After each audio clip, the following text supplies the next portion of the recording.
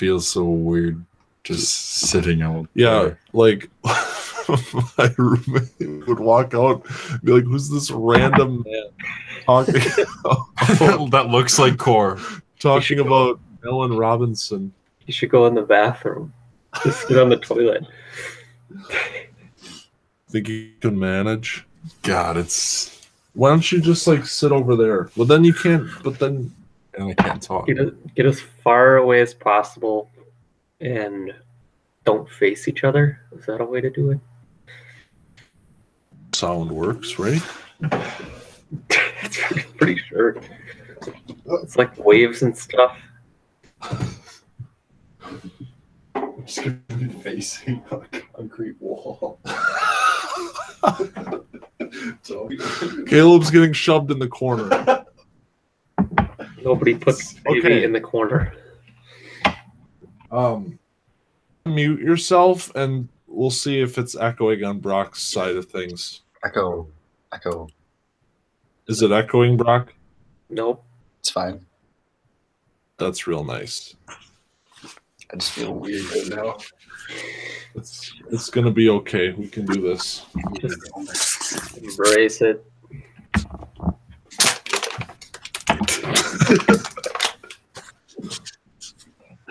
Get over there. Get in your corner.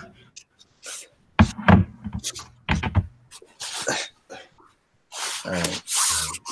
I'm gonna slide over a little bit too.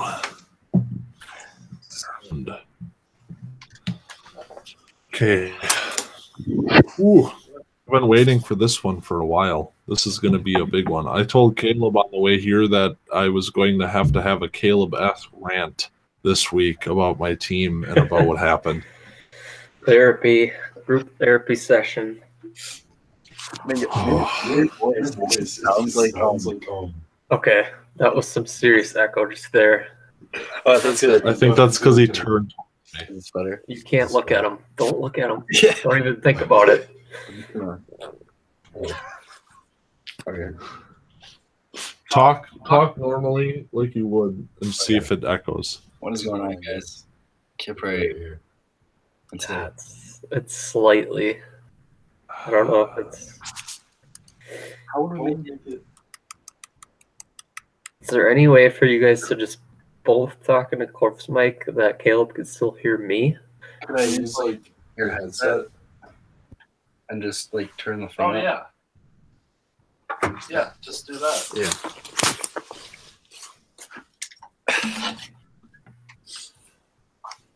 Here, hang on. All right, so switch that. Get in here. Why does this have to be so difficult?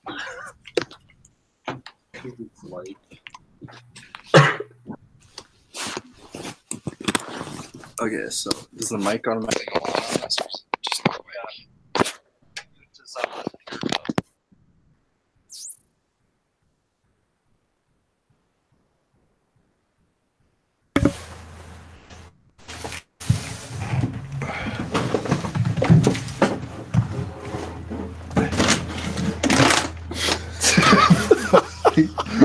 No. All right, I'm here. All right. So mute. You got that muted, right? Yeah. Is it? Okay. Yeah. Are we all good, Brock? Yeah. Okay. I can't hear him. You can't hear him. No. Oh yeah. Don't here. Just do this, but then wait. What? You should. Okay, is there a way that he could turn down his own microphone volume? Just Yeah. use his microphone without being able to, without actually muting me. Wait, you can't hear anything in there? No. hello. Hello? Hello? What the fuck? Is it? Do I have? Let me like play some music or something. Oh, maybe you need to switch the. I hear the music. Why can't I hear on the Hangout? Do I have? Some... Oh, go to the settings. Change that to wait.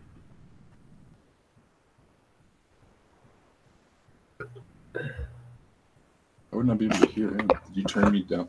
Wait, say something. Hello? Hello? Okay, there we go. You can hear now? Yeah. Okay. And it's not echoing for you? Nope. Caleb, are you good? When I talk, it's a tiny bit of echo, but if it doesn't come through on the broadcast. Okay. Yeah. Testing. 1, 2, 3. You're good. 1, 2, 7. 7. 7. I don't know why your voice just sounds like in those like drug shows where like they black out the person. Their voice is just like this. That's what Mine? it sound like. Yeah, not through the broadcast, probably just through what I hear. Gross. You sound like like- you're some Caleb drug sounds lord. like that to me. I do. Do I sound like a drug lord? Yeah, you sound lower than usual. Yeah, I don't know why that is. It's kind of intimidating, I'm not gonna lie. All right. Let's Oh fucking man, do I don't this know thing. why that is.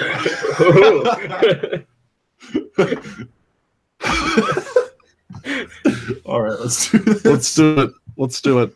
Let's do this. I If this comes through on the broadcast, I'm probably just listen to it and laugh the whole time. need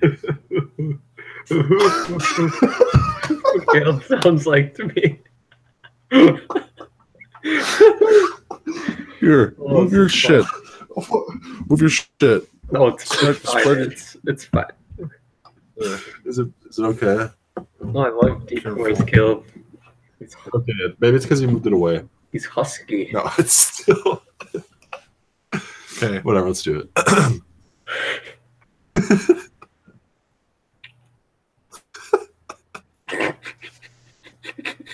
All right, we're good.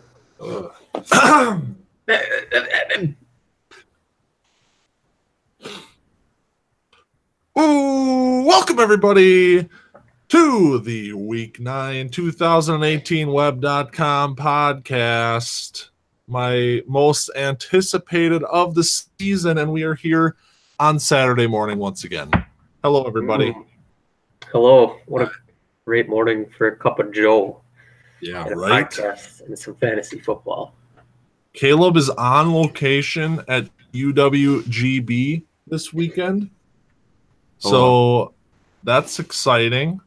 Yeah, I don't know if we've done this. Well, we did it for one. We did like for a preseason pod, like what? Not this year, but last year. I think I was at your house. Yeah, it's nice. Hello. Okay, so kind of like last week, don't want to jump into the games quite yet because we had a few trades. So, We had a few trades, Frazier. Caleb, that, let's talk about this Allen Robinson deal. Yeah. Cool. Is that the only one? Was there another one? There's two. There's a David Johnson trade. Oh, The David Johnson. That's okay. That's what it was. All right. Allen Robinson, because Caleb is sitting right next to me. Walk us through. Okay, well, first of all, there was another offer that was made like 2 weeks ago, which I'm sure Frazier was going to bring up. And God, I really hope my voice isn't like this on the pod. I hope it is. Oh God. That was made. I wasn't sure. It was like right after the Michael Thomas trade, and it was, I think, it was a first this year, and Marquez Valdez-Scantling. I'm looking back at it, And a second. and a second. So that probably would have been a little better of a deal, but that was before Valdez-Scantling really emerged, and we didn't know Parker was going to be selling a little bit with David Johnson. So maybe should have pulled the trigger. I was a little hesitant after I traded my heart and soul and Michael Thomas. So, but I was debating whether I wanted to hold him, wait for him to get healthy, another year of Mitch Trubisky. I'm not doing much this year, but we ended up making the move. I just started talking to Dan, and got two defensive stuff, of course, both on IR, and Keanu Neal and Deion Jones. Oh, sorry, I'm dying. I need to give a quick props to myself. We got deep voice Caleb who just dropped him my heart, my soul. And I did not burst out laughing immediately. Congrats. So yeah, I basically God, it's just Thank me for my service. we're falling apart. This is what happens when we do on This is location. what happens when we do Saturday morning for like the third straight week, and I'm under caffeinated and I can't breathe. Okay. Anyway, so Keanu Neal and Deion Jones, who were top 5 players at their positions last year, both young, and I guess I've really subscribed to the whole defense, building a defense. Looking at my team now, we got those two. Joey Bosa, who I got in the Michael Thomas trade, he's another guy who's a top 5 player at his position when healthy. Jamal Adams, who I acquired in, I think, the Kareem Hunt trade. Bradley Chubb, he's been on a tear, so like another guy I acquired, sort of. So like I have just defense, and then I got Fournette in the other trade. So like running backs and defense, which was kind of like a point we made at some point where you can get away with doing that, and then just having breathing bodies at receiver. So yeah, got a 2020 first out of it too. So now I got 3 of those, in which looks like a strong draft class, and excited to see what these guys do when they get healthy. Yeah, I think the trade that you had kind of lined up with Brock was probably a better deal in terms of the return that you were getting. But at the same time, your defense is the number 8 scoring defense right now, and it's picked it up in the last 3 weeks. And that's kind of since you started making some of these moves. And that's also including 3 players that aren't even playing for you. Yeah. So definitely putting some capital in on your defense, I think, is going to end up paying off pretty huge for you. And we could see this defense, being a top 3 defense next season already. And that's huge. We've seen that this season. Teams that are able to put up these big, 60-point weeks on defense consistently are the teams that are having success, such as the Joshes and the Carters and stuff like that. So, yeah, I think it was a pretty good trade for you.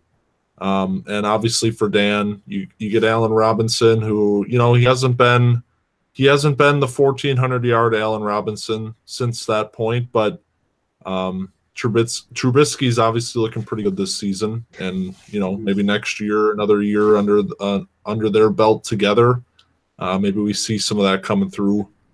And of course, also AJ Green is now hurt. That's what I was gonna say. Dan was kind of forced into making some sort of move with the AJ Green, potentially out for. It was kind of cloudy on how actually long it would be, so he kind of forced his hand there to make a move for probably, I would assume, was the top wide receiver probably on the market at that moment.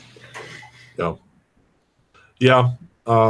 The other trade we had then this week was obviously a pretty big one. Not to discredit the trade between Dan and Caleb, but obviously David Johnson moving is a huge story, and it's something that has been talked about for a few weeks. I know it's a name that's kind of been getting floated around.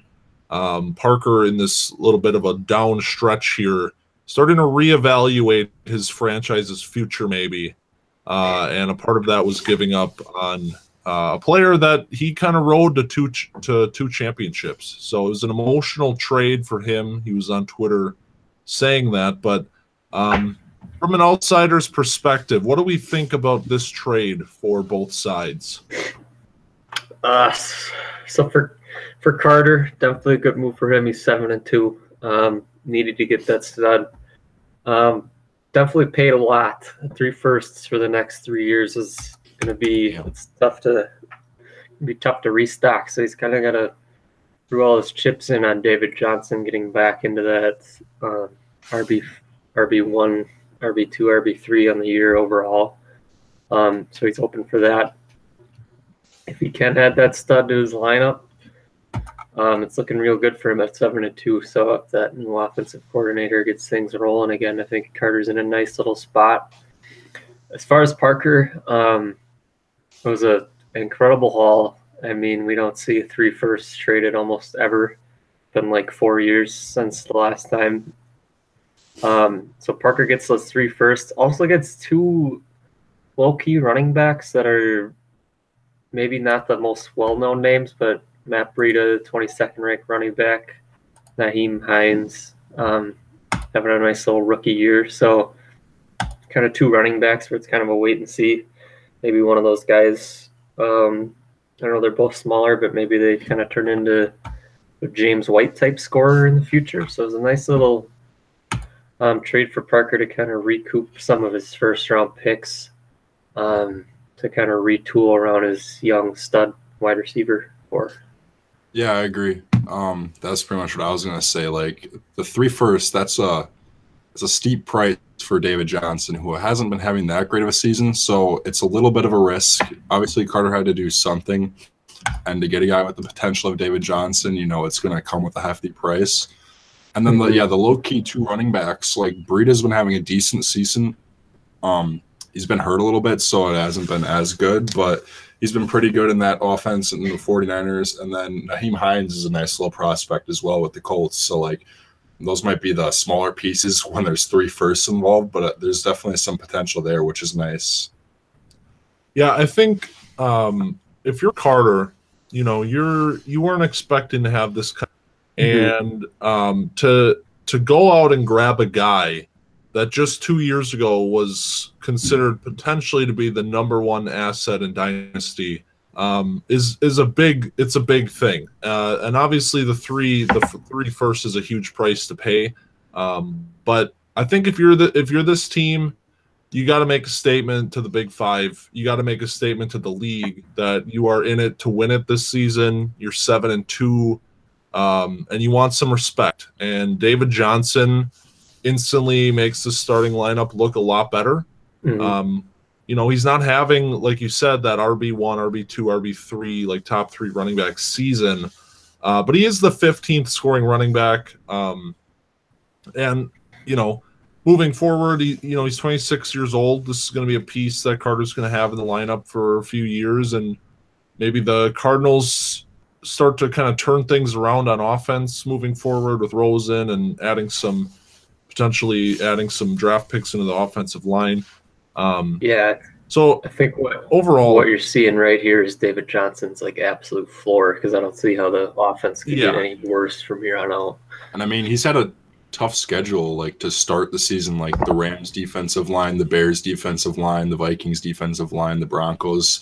He's got the bye this week, and then they're coming up against the Chiefs and Raiders. So he could be looking to burst out these next couple of weeks, especially with a new offensive coordinator and what's going on there. So I think the projections are going up for the second half of the season here. So yeah, this is definitely his lowest point, but it's also a risky proposition with a guy who hasn't been, incredible. And he's 27 now, so I think probably 27, 26 or 27. 26. Yeah, he was an old rookie and whatnot. So turning 27 soon.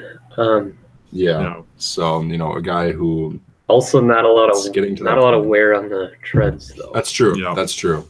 So yeah, I mean, both ways it was a move that had to be probably done each way, and I think it went okay. Yeah, I think and if you're in Parker's position here, you're 4-5, and you're kind of feeling a little bit down about your season. And when we get into the games in a few seconds here, we'll kind of talk about what we're seeing in the league. But maybe this isn't your year, and now you go out and grab 3 firsts. You set up yourself to kind of build this team, which has got a little bit of a little bit of mileage on it. Some older guys kind of sparsed in with those young studs.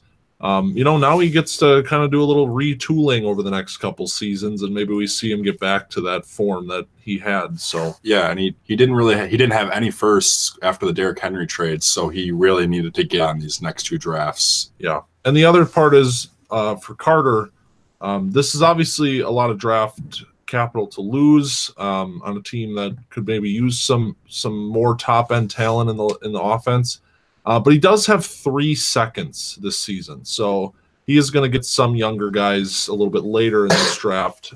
So maybe that went into some of his thinking with giving up all of those firsts. But all right, let's jump into week 9, because I think I said last week that this was going to provide a lot of answers into where we were going to head over the last 5 weeks of the season, and I think it did. I really think we have a little bit clearer of a picture, even though maybe the records don't tell that tale. Let's go to our game of the week then. Speaking of Carter, picking up a game of the week. Oh, and by the way, last week, Tim and Josh, game of the week voted by the podcast crew was Josh's game of the week of all time. What? Josh had never played in a game of the week until last week. Guess what? He's playing in another one. Oh, I'm ready for that. All right, Carter and Tim. This was a game that, you get interconference, but two teams that desperately wanted to win. Carter to maintain his lead, especially with Dan and I facing off one of those teams that's going to be 5-4. He wants to keep that 2-game advantage. And Tim needs to see a turnaround as he is coming off this week low. And obviously your team, Fraser, is looking really good. What happens? Tim comes out another week low for Tim this week. Back to back. Back to back, and the week before, in which he did end up picking up a win, he was still below 140. This is 3 straight weeks below 140. 1-2 with 2-week lows. What's going on with the insulin pens right now? What is going on? This was the week he got kind of hit with buys on his wide receivers, right? Yeah. The running backs this week was, So that's part of it, but the team is definitely underperforming. Like, everyone's dealing with buys right now. His team seems to be getting just pounded by him. As far as, we always talk about Tim's lack of depth. I think that's kind of where it's coming into fruition right here. He's kind of having to plug in players like Randall Cobb and Michael Crabtree into his lineup. Yeah. Randall Cobb is now on the waiver wire. Got picked up by Dave. Oh, never mind. Back at Dave. I didn't realize he got dropped, honestly. But he goes straight from the starting lineup to the streets and right back to Dave. So Tim's lack of depth has put him in a kind of a rough spot here at 4-5 with work to do. Got a matchup with Dave this week. I'm gonna go ahead and call that a must-win. Yep, absolutely must win, because you're a team that going into this season, you're feeling pretty good about your chances of not only making the playoffs, but potentially of even winning your conference. And now all of a sudden here, we're 4-5. We're coming off of 2-week lows. Like, you got 2-week lows in a lineup with Zeke, Melvin Gordon, all these guys, all these stars that you have in your lineup. It's just not. It's frustrating for Tim. I know he's frustrated because there's really nothing you can do. He just kind of has to hope that he hits the right opponents. But if you're putting up weak lows, you're not giving yourself even a chance. And I mean, I don't think that's going to continue. Obviously this isn't the worst team in the league, but definitely I would say a must-win coming up this week against Dave. 2-6. Yeah, I don't know. The buys have been killer, so we don't really know what this team is at full strength anymore. It's been a minute. Gosh, I just feel bad. I kind of feel bad. I know you guys probably don't as much, but every year it's like, well, this should be the year for Tim, and it always just ends up coming up bad for him, and I don't understand. Like this, I feel like this is the best team he's had, and it's still just underperforming. I don't feel bad about it at all. I find great pleasure in it. Yeah, see, that's why I said you guys don't. See, and okay, that's the thing is like, it's fun to rip on Tim, and obviously we got 2 Pac-5 owners on the pod. But at the same time, it's almost getting to the point where it's like, really? Like this is going to happen again? It's like Ovi not winning the cup. Yeah, he's not even making that made me laugh all the time too. Just an evil person. Yeah. So the thing with Tim's team, like, this was obviously an offensive team. Through 6 weeks, we're averaging 116.5 on the offense. Capped off in week 6 with a 141, which is a massive offensive total. Since that point, he has failed to eclipse 80 on his offense, averaging 73.5 in the last 3 weeks. And conversely, the defense has picked it up. He has not been below 60 in those 3 weeks. So a bad defensive team. He was one of the lowest scoring defensive teams in the league through the first 6 weeks. All of a sudden, now the defense starts to look pretty good. Your stars on offense aren't performing. This is kind of just an unfortunate series of events for Tim's team. And maybe the buys play a part in it. I mean, obviously last week without the running backs, I think that was a bigger deal than this week with a couple of I don't really know what to say. It's a very perplexing team right now. If I was him, and he's kind of teasing this idea of, he loses this week, he's going to sell it all. I don't know if that's the right solution, but I mean, at some point, like, if this is just keep going to go on and on like this, I don't know. Like I get the the frustration of 4 straight years of having kind of a similar core, and only adding to that core that he built that following the worst season of all time. But maybe it just takes a couple of pieces here and there rather than starting from scratch, because not a lot of teams can say that they have Melvin, Ezekiel Elliott as their guys, in terms of the kind of player that you're getting in those 2 spots. But yeah, I don't know. 4 and 5. We got a lot of good teams that are 4 and 5 this year, so it might just be a consequence of how this season is rolling. On the other hand, Carter here, this is obviously, we just talked about him with the David Johnson trade, but another win this week for Carter. His streak of no sub 140 games was snapped this week on a stat change, which dropped him to 139. But a win is a win here. You get a win on the I believe it was the 3 WIB. 7-2. Carter is 7-2. Yeah. 5 weeks to play. So we get a little bit of luck involved, but you'd rather be lucky than good. Gets saved by Tim's bad performance, maybe a couple bye weeks, and the Falcons offense showing there with Matt Ryan and Tevin Coleman. Kind of get him a 130 win. You'll take that every day. Yeah, I don't know.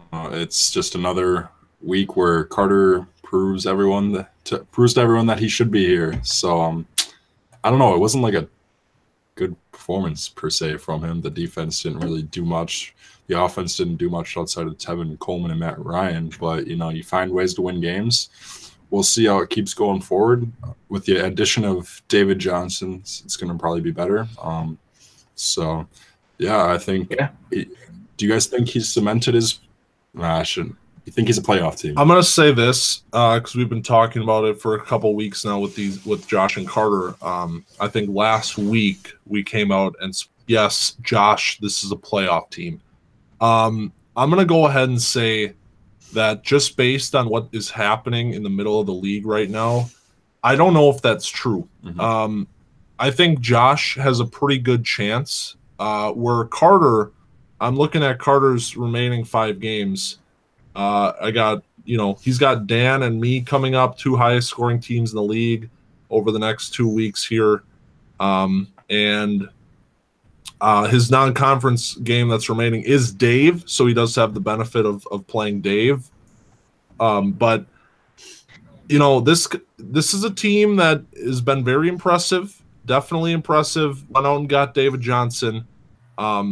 This is going to be there's still some work to do, I think. There's definitely still some work to do because Dan is looking real good right now.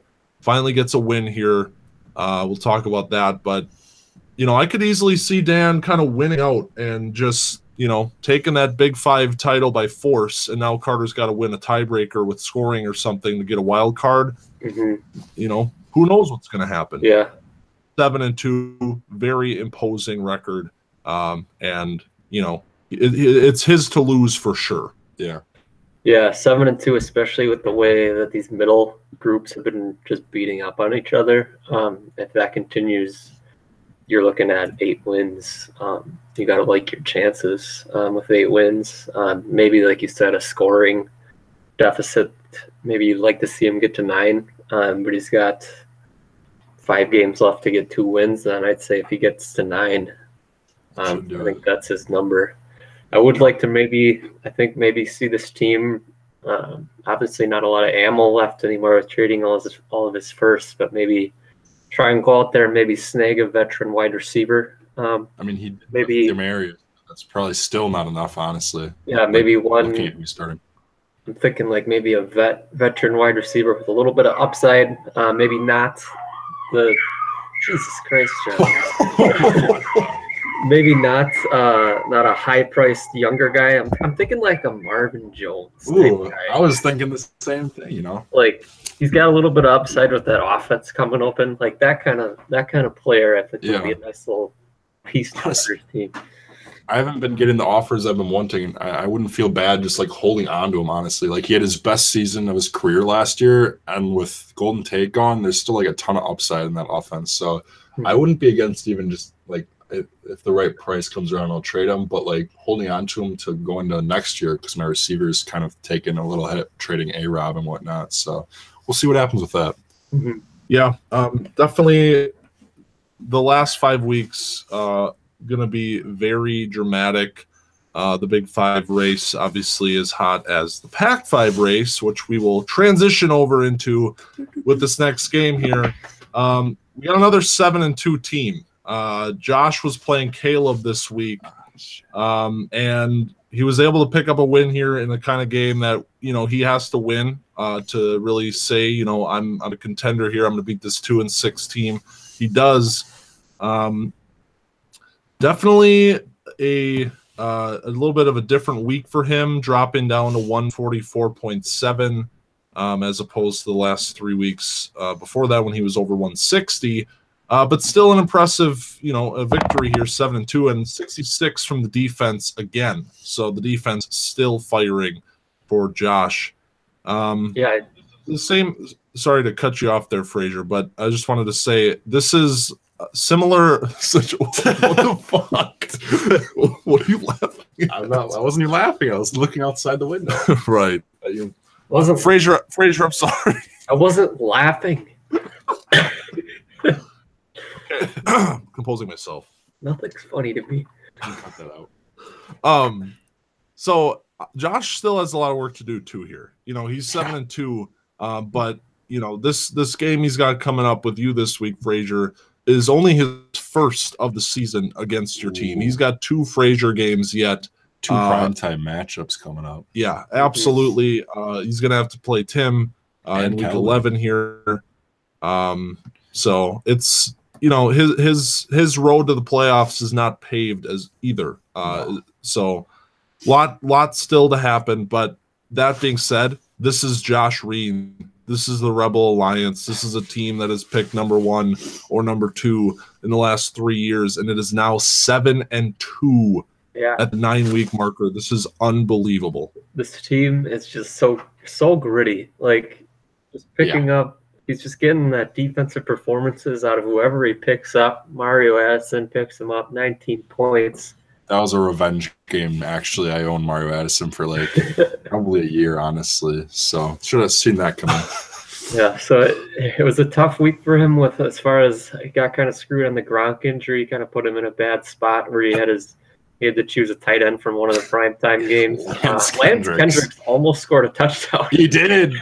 I was talking to Riley like, oh yeah, Josh had to start Lance Kendricks, and all of a sudden Rogers floats up like, who the fuck is it's Lance Kendricks? He almost got a touchdown. Lance Kendricks with 1 target on the game. It was almost a touchdown. So that's just the kind of year that Josh is having. He puts Frank Gore in. Frank Gore gets 20 carries, only 53 yards, but you like the usage. Frank Gore is going to be dead by 50. Like, how is he still running like this at this age? It's insane. But James White, the savior of the squad, comes up huge, 22 points, gets him a win. In prime time. That trade is going to end up, I think, going down as a huge trade this season, all things considered. Because this is this team needed somebody that can do that on a given week, and you didn't really expect to see it from James White, but he's continuing it here, 22-pointer for Josh's offense. Definitely impressive. The defense obviously still looking very good. That's kind of the heart and soul of this team. If that goes away, then you maybe are a little bit concerned, but it's not showing any signs of it. It's been over 60 for 5 consecutive weeks. So, I just want to say it's sad to see, but the end of the Devontae Parker is back era. 1 catch for 8 yards this week. It was a ride, fellas. I fail to accept it. It's never over. I was gonna say, you know that era can never be over. That's just ignorant. All right, Caleb. Ooh, yeah, me. You know, obviously this has kind of been a thing all season. You know, not your year. You go out and make a trade this week, pick up some superstars for your defense. We talked about the defense kind of bouncing back here in the last few weeks. You have anything to say as we move into the last 5 weeks of this season? I think the defensive line curse is dead. With Bradley Chubb coming back, and since he's came back, you know, he got the mentoring from Frazier's team. He's had 3-sack game, 2-sack game, half-sack game, sack game. Like, he's been on fire. And then this Chris Jones guy I picked up has had a sack in 5 straight games since I picked him up. So the defense seems to be dead. Avery Williamson, which was like this whole team was defense is basically built on trades. Like Avery Williamson is the number 4 linebacker. CJ Of course Mosley, he is. Yeah. Yeah. Dante Action Jackson, he got burnt by AB Thursday night, but he's been pretty good for a rookie, number 2 cornerback. And yeah, you know, promising things out of DJ Moore, Corey Davis, you know, doing things. And yeah, you know, it's tough to be happy about what's going on this season, but with the players I've acquired, I'm looking forward to next season, and I think I'm going to be a force. And yeah. Yep. You know, we've said it for multiple weeks. Next year looking very promising for your team, and I think as we continue to progress here with the trade deadline coming up soon, you know, just keep making these moves, and you know, we're just seeing more clearly that 2019 could be a immediate bounce back year for your team. So for your team, Caleb, okay. I'm sorry, you're 2-7. But also Dez died. So oh yeah, and Dez, one last thing. The shining light in the tunnel. Maybe Dez is alive, and then he's dead. Yeah, that was tough. The smallest trade window of all time. It was. It was literally, like 2 days. It's a shame. All right. So we had another game we haven't talked about yet, which was far and away the highest scoring game of the week. Actually, overall, this week was a pretty low-scoring week. The 9 and 8 Wibs collided this week, and it was unfortunate for the losing team, which is still trying to get into the playoffs. Number 1 and number 2 scoring teams in Web following this game, me and Dan. You know, this is not the kind of thing that you ever want to see happen, especially when you're 4-4 and you're trying to get a leg up on your conference opponent. And I really feel like it's kind of just you know, it almost feels like the season is over now. Like it feels like this was my chance to prove something, and now the season is over. And I just need to really take a moment here. How does just spill my feelings? How does this make you feel? Well, let's see. Michael Thomas has a Saints franchise record 211 receiving yards and a touchdown. My offense scores its overall in 6 years highest score ever, 49.2. Great job, offense. You're great. Kareem Hunt, you are elite. I love you. Deshaun Watson, I love you. I love Travis Kelce. Okay, let's get to my defense. We got some names here. We got Luke Kuechly. Wow. Top IDP linebacker. Wow, we got J.J. Watt in a comeback season. Top defensive lineman, IDP. What a guy. We got Christian Kirksey coming in on a trade. Oh, wait, he's hurt. Let's put Sean Lee in. He's had a few good seasons for my team. He's been around since 2013. Oh, he got hurt again for the 4th time this season. Cam Jordan hasn't had a sack in 6 years. I don't even know what's happening. Now I traded Joey Bosa. Now I got to start freaking some defensive tackle because Cam Jordan gets 2 tackles every week. My freaking safeties, Landon Collins last season was like 40 points ahead of the next safety. Where is he this season? Oh, that's right, scoring 6 points a game in New York. Derwin James, hell of a season. Traded some picks for you. You're doing great. Too bad 11 tackles on a defense which can't eclipse more than 30 points outside of you every week is just not enough to beat Dan. The performance of my defense. 85 points from Dan's defense, and I'm coming in this week with all these big names. 46 on this defense. I cannot catch a break. I don't know what's happening. I make trades. I get Christian Kirksey. He's questionable all week. Well, guess what? He's on IR. You're questionable? I don't care. We're going to put you on IR. You're going to trade Avery Williamson in the Luke Kuechly trade? Yeah, you just picked him up off of waivers. He's nothing. You're getting Luke Kuechly. This is a superstar. Number 4 scoring linebacker. I'm starting Zach Brown, who was literally 2 seasons ago. That's how good he was. 160 tackle season. He's not even playing on third down.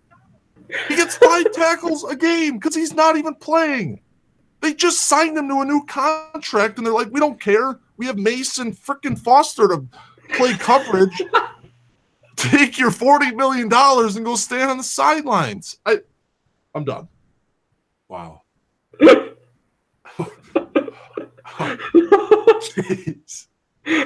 All-time web.com podcast. Brilliant.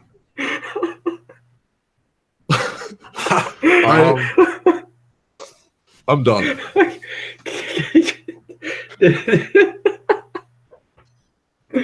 That was hot. Did you breathe during that? I don't remember. I think you did. No. Oh, that's incredible.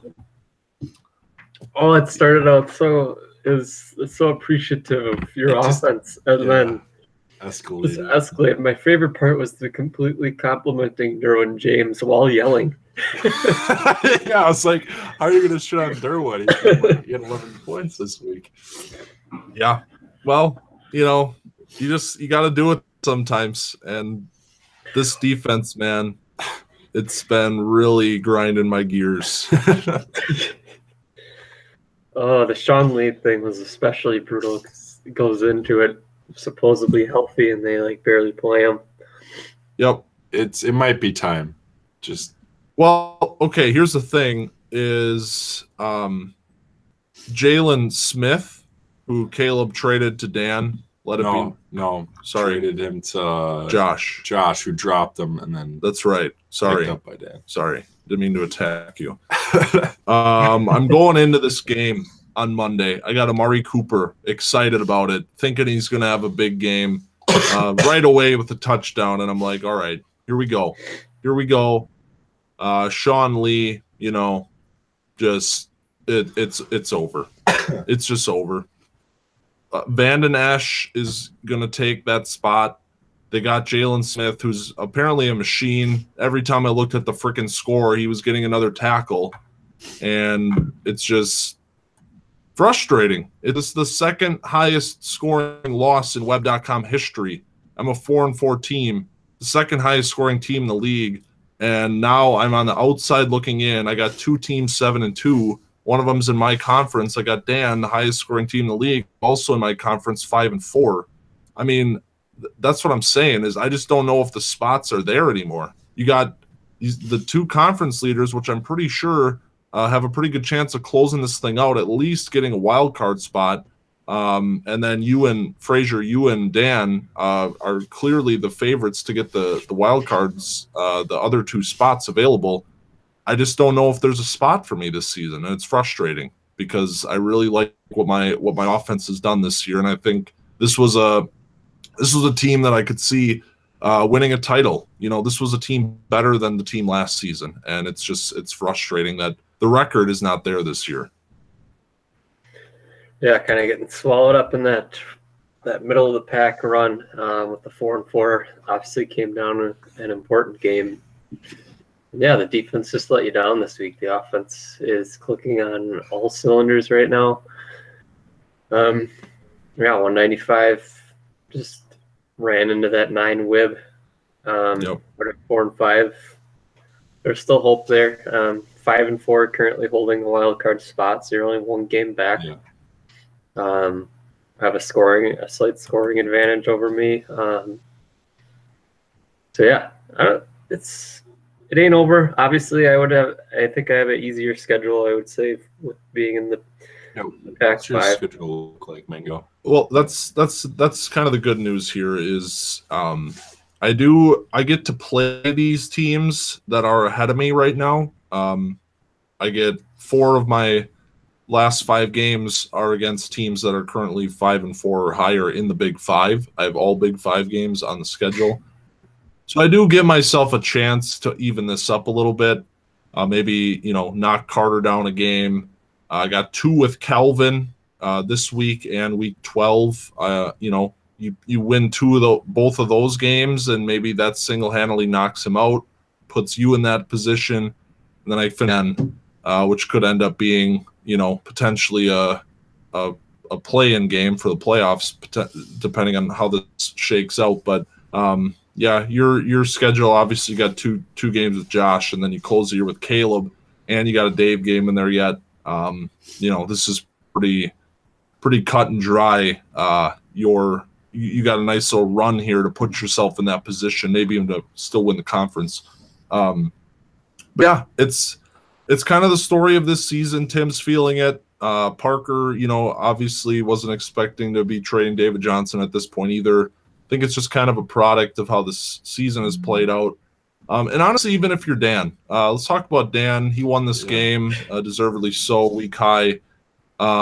He's a 5-4 team scoring way ahead of the rest of the league. That doesn't happen. This doesn't happen where the highest scoring team is not in a power position play. So, yeah, I mean, Dan, obviously, what do we have to say here? This is just another week of domination from Dan. Yeah, I think wide receiver right now is an issue. I think even with the Allen Robinson trade, I think he kind of got bailed out by the Daniil Hunter game this week. Yeah, definitely. Wow, 29 from Hunter. That. That's unbelievable. So that bailed him out this week. 3.5 sacks, almost 30 points. Jesus Christ. Touchdown, forced fumble.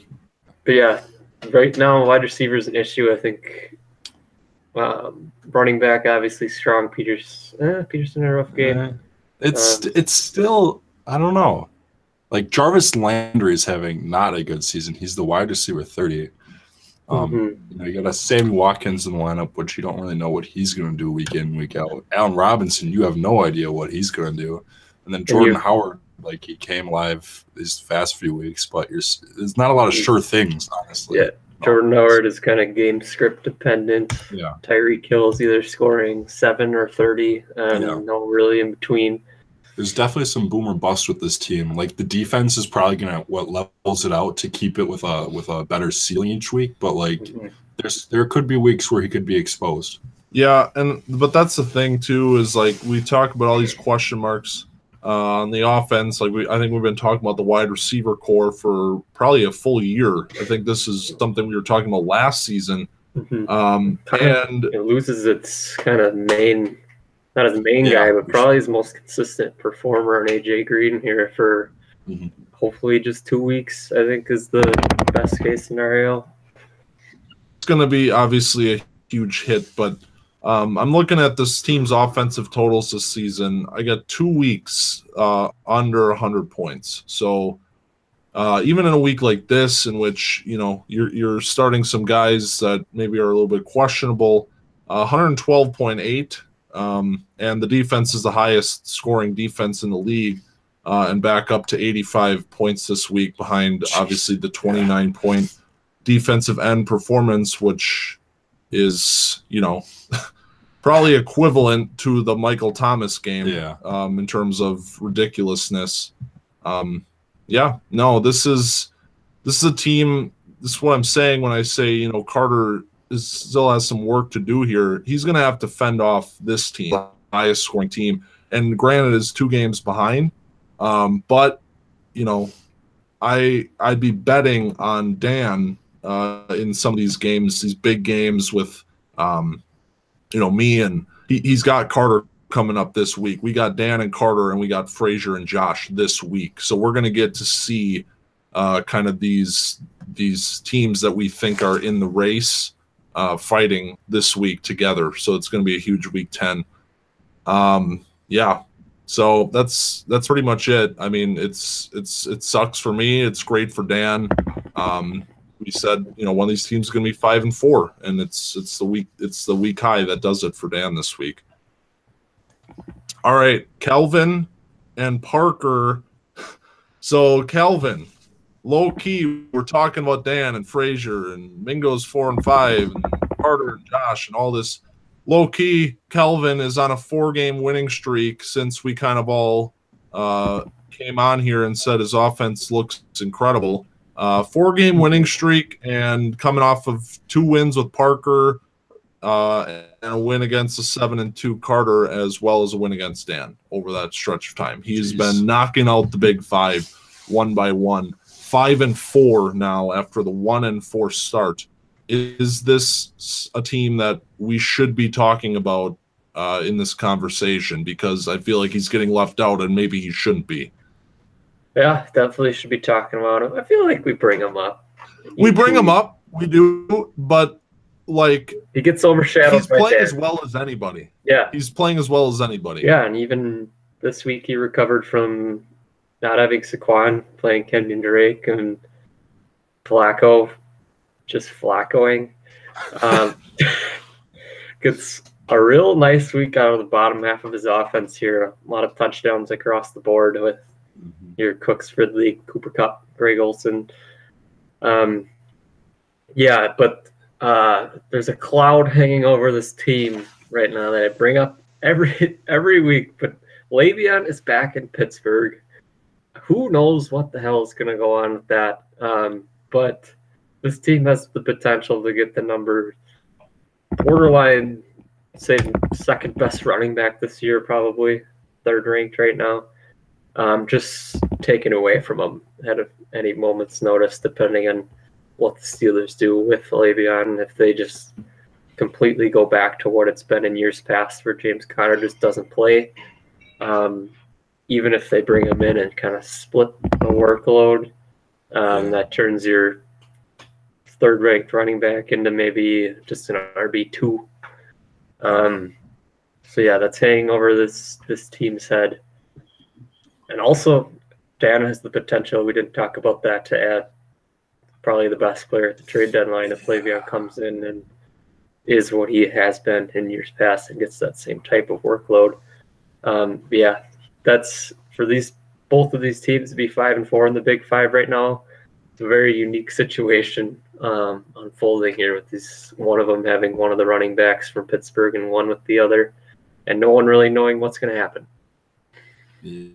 Yeah, I mean, that is a huge thing. Dan, the highest scoring team, obviously could be adding Le'Veon Bell into the mix, and conversely, Kelvin could, that alone right there could knock Kelvin out of the race. Yeah, if Le'Veon goes back to what he was, Kelvin has absolutely no chance of beating Dan in the standings. Yeah.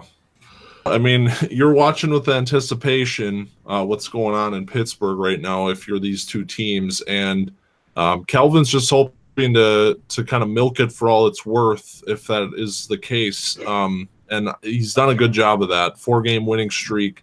The offense has been over 100 points in the last 5 weeks. And he's moved himself into the 4th spot in terms of offensive scoring in the league. So we talked about it, high power offense with a lot of young talent, specifically the wide receiver core. Then you add Saquon Barkley into there. This deep young team, I should say a young core of deep, potential superstar players. But, you lose that amount of production in the RB 1 or 2 spot, it's going to be challenging for him. Parker. Since we're talking about Dan and Caleb quick, ran across this week, and it was very interesting. And all four of these players are on Dan and Calvin's teams. Did you know that Cooper Kupp, Kenny Galladay's not on one of these teams, my bad. But Kenny Galladay, Sammy Watkins, Jarvis Landry are all the same age, 25. What? Yeah. Jarvis Landry's 25? Yep. Sammy Right. Watkins, 25. Cooper Kupp, 25. Kenny Galladay, 25. That's How gross. wild is that with just how those players are perceived right now? Like Cooper Kupp and Kenny Galladay are like these super up and coming guys, but then like I don't want to take away from what they've been doing. Like obviously they've been performing better than Landry and Watkins, but it's just interesting how that can make you just completely forget about age. It's just like, oh yeah. Both of them are on. Sammy's on his third team. Jarvis on his second team. God, it's crazy. Yeah, so I thought that was interesting. Yeah, that's wow. I can't believe freaking Jarvis Landry. Jesus. All right. Parker, this is not good for Parker, and he sensed it. He traded David Johnson and got the haul. Probably, he picks up Breda and Hines, so he does get some production back, but it kind of feels like a white flag on the season for Parker, and I think that's okay because you have a lot of teams right now that are kind of firing on all cylinders, trying to get into these last two playoff spots that are up for grabs in terms of record position. And Parker just has not been able to kind of keep up with those teams in terms of scoring the last 3 weeks, averaging 142.9. So obviously that's way under the mark, and a 4-game losing streak for Parker, which is his longest losing streak, I believe, since 2013. Oh, so this is very uncharted territory for a team that has had so much success in Webb. But is this season over? I mean, it kind of feels like Parker might be the first of these 4-4 teams that's kind of dipping out of the race here. Yeah, things haven't gone quite as planned. Can't really depend on his defense all that much, whereas in years past that hasn't been the case. He's still, this year I think you're throwing a white flag. It's going to take a pretty good miracle. It was a nice trade with David Johnson to kind of get that just huge haul, kind of infuse some talent back into this team. At the running back spot, and he accomplished that. He's still in position where he could make some noise, but yeah, I don't know. I'd like to see the stats on when Khalil Mack scores like more than like 10 points or like 5 points, because like you said, he's lost his last 4 games, and in those last 4 he had 2, 1, and then he's been hurt the last 2 weeks. So sort of the heart and soul of the defense, not just the defense, the team like has been missing the past few weeks, and I think that's. I mean, I don't know how close these games have been, but he's definitely the difference. There's a direct correlation to when he lost Khalil Mack and when he started losing. That was the beginning of the losing streak, 4 weeks that he's been down and 4 weeks of losses. And also the defense in the last 4 weeks is averaging 47.8. They are really feeling it. That is over 10 points below the league average, and he has dropped to the 9th position in defensive scoring after back-to-back years of being the best defensive team and having a good defensive start to the season with Khalil Mack in the lineup and producing. So direct correlation. Where you talk about Darius Leonard being an MVP type of a player on the defensive side, this is an MVP type of player for Parker's team, which still has a lot of explosive offensive talent. And then you add a guy like this into the mix on defense, and that's huge. But you lose that production, and you start losing games. Yeah. All right. What do we have left here? Dave Austin. That's right, Frazier. Mm-hmm. So, all right, this was a game that was pretty cut and dry. You gotta get your win and get out of here. This team's 2-6, and you're, the face of the Pac-5, and you did that. Got a win here, 160 0.8 was actually the 7 WIB this week. 30 points below the 9 and 8, but still ahead of the rest of the league. So the scoring for you is you're 163. That's third in the league, and moved to 5 and 4 now. Still same as Dan here, 2 games behind your conference leader, but obviously you're feeling pretty good heading into these final 5 weeks. Yeah, definitely had to grit one out. Dave did not make it easy. I was a long Josh Gordon touchdown away from losing this week. That would have been enough to lose. Dave made it difficult. McCaffrey is having a coming out party, realizing his number 2 draft status. Dave is kind of a scary team right now, for sure. Took everything my team had to take him out. I was happy to see that with a down Todd Gurley week that I was still able to get over that 160 hump. I like where the team's at right now. Hopefully Gurley gets back to doing what he's doing. It's the heart and soul, obviously. Having a little issues with players getting injured halfway through games these last 3 weeks. Chris Carson and Blake Martinez this week. So hopefully that kind of swings back to normal. But 5 and 4 with a chance to take down Josh. We like our spot. Yeah, huge game coming up for you. And also, I want to just talk about the Christian McCaffrey thing, because I think that when he was drafted, obviously we kind of sensed that was going to be the pick for numerous reasons with Dave in that spot. But I think there was kind of this perception that he wasn't going to be the same type of player in a non-PPR format than he would have been with that extra points coming in. But he has arrived as a premier running back in all formats. This is a bona fide star that we're seeing in Carolina, and I really, it's. I was thinking about it with the 30-point, obviously, last night. We'll talk about that when we talk about Dave and Tim's game coming up. But this is the kind of guy that is, a game changer. And for Dave, who's got a lot of first-round picks coming in and a lot of young talent already, watch out for this team 2019. Maybe Adam Thielen staying on the squad isn't such a bad idea if this team's looking to make a Josh-esque run next season. Yeah. Definitely possible. OJ Howard is emerging as a premier young tight end in the league, which is something that is few and far in between. With McCaffrey all of a sudden looking like a for sure RB1 week in, week out. Thielen, Sony, OJ Howard, Sony coming back.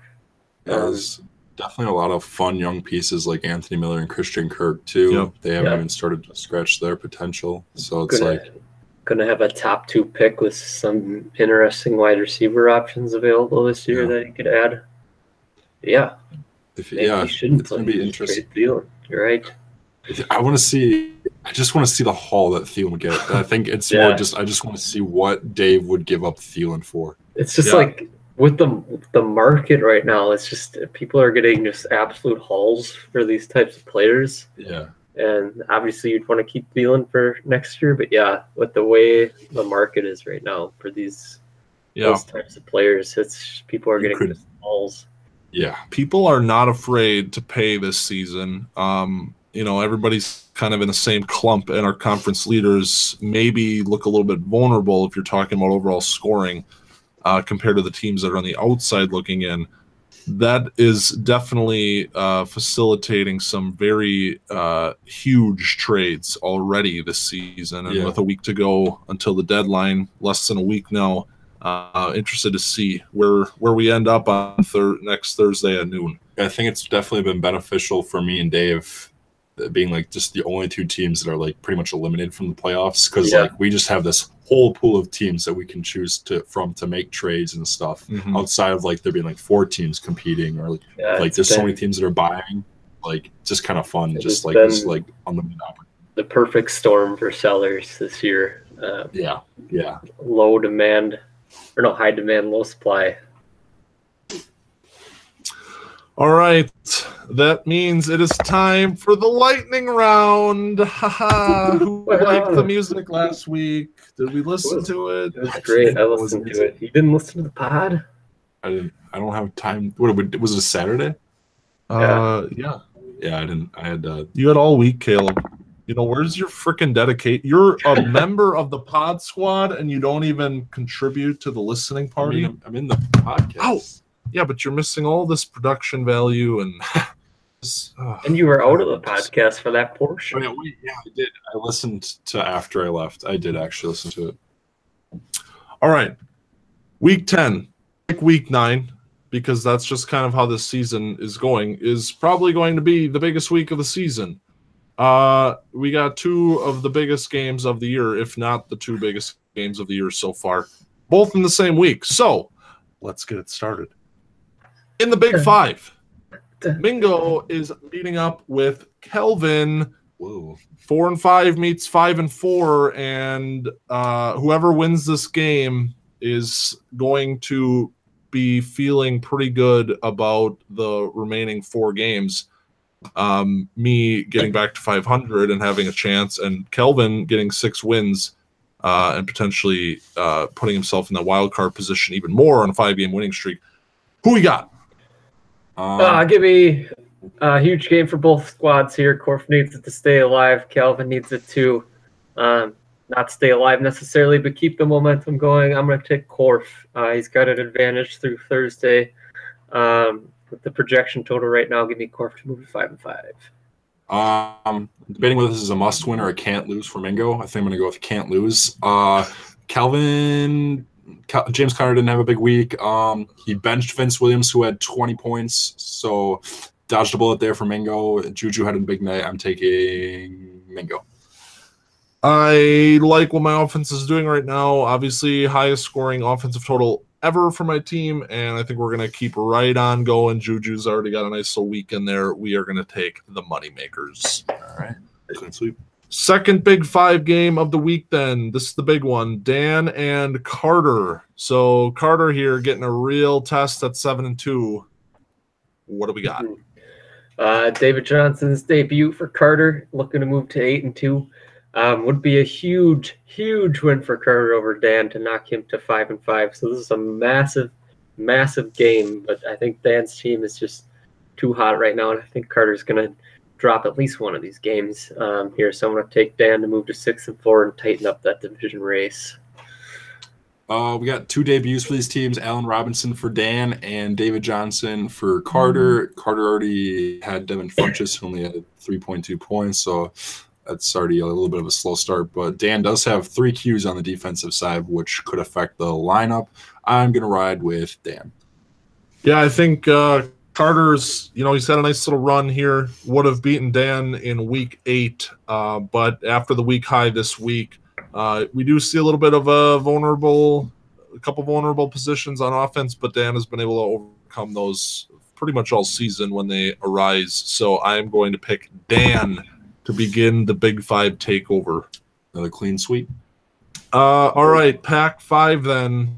Our second huge game of the week. 7-2, Josh meets the 4-time defending Pac-5 champion Frazier. Oh, I'm facing my first roadblock after the kicker curse have been broken. Dan Bailey is on a bye, and it's up in the air who's going to take his place. But the team's hot right now, getting some wins. I'm going to take down Josh this week, move him to 7-3. First step towards another Pac-5 title. Yeah, another big game here. I'm looking at Josh's lineup, and I'm seeing CJ Uzoma in the Moneymaker alum. All right, seeing him in the lineup. I'm seeing Taylor Gabriel in the lineup and Chris Godwin. And I'm not seeing a lot of great things. And I'm seeing Mario Addison putting up a 0 following his huge performance last week. Thanks. So just with that information and with Antonio Brown having a nice game, I'm going to go with Frazier. Yeah, I think without these Thursday scores, I would maybe be a little bit more inclined to go for the conference leader, Josh, in this matchup. But with what we have on file and also how Frazier's team has been performing over the last 5 games or so, I am going to take Frazier to also start his version of a conference takeover. Other Pac-5 game of the week, then we have big game, sort of. Tim and Dave with some information from Thursday. What's going on? Oh, tough start for Tim and an absolute must-win game. Christian McCaffrey goes off for 32 points. So Tim, it's 4-6. He already had a week of complete panic. I can't even imagine what his next week will be like if he drops this one. With the Thursday information, I am going to take Dave to make the upset. Dave. Yeah, you went on it. It's a can't lose. Oh no, it's a must win. It's a must win for Tim. Yeah. This is a must win. Yeah, he can't. Yeah, you can't drop him to Dave. McCaffrey 32. That's a tough pill to swallow already on Thursday. And TJ Watt with a sack and a forced fumble. We do have Tim with Zeke, Melvin Gordon, and Odell back together for the first time in a few weeks, so I wouldn't put it past him to win. But I'm going to pick Dave and just let the chaos ensue. Tim, I'm worried about his mental health if he loses this game. And with the McCaffrey 31, almost 32, it seems like that could be what is written on the wall right now. But a lot of star power in this offense. It's up for the first time in a couple weeks, and I think that the stars will align for Tim, and he will not go off the deep end and get back 500 with his sanity. Picking Tim. All right. Interconference game of the week, Parker and Caleb. So this is a definitely must-win for Parker if he wants any chance of even remaining in the conversation in this race. Who we got? Oh, another game where we got a big Thursday impact on that explosive offensive performance. Parker gets Roethlisberger, 36 points. Caleb's team, I kind of like what we've been seeing the last couple of weeks. He's been putting up some points. I'm going to take him to get the upset here. Yeah, I'm going to tag along with that. I'm going to pick myself, Big Ben. I don't really know what his role is on the team. That's not been doing good, but he's putting up points. DJ Moore didn't do much, but prospect for the future. Dante Action Jackson got burnt by AB, and Cam didn't have a huge game. But I think I'm gonna take myself. Fournette debut. Fournette coming back this week. Huge addition to the offense for Caleb. Caleb's defense has come alive while Parker's has been floundering. And with the 35 from the quarterback, that evens up the offensive discrepancy quite a bit. I am going to pick Caleb. Let's go. And that's week 10. Holy crap, we got a lot of big games this week. Yeah, they're all pretty huge. This is going to tell the tale. Parker loses, he's out. If I lose, I'm going to say I'm out. And if Tim loses, he's out. And then those other 2 games are big impact on who might win the conference title. So we have, I think, a ton of can't loses and then 2 high impact title race games. It's an incredible slate. If either Josh or Carter can win this week, I'm coming on here next week saying lock and load conference champions. This is you're 8-2 with wins over the conference favorites. That sounds like it's over. So huge week coming up. This is going to be awesome. Hopefully 8 Wibs don't lose to 9 Wibs this week, because we never want to see that. You never want to see it. But all right, guys. Anything else for week 9? No, sir. Nah. Well, let's go ahead and make it a great week. Well,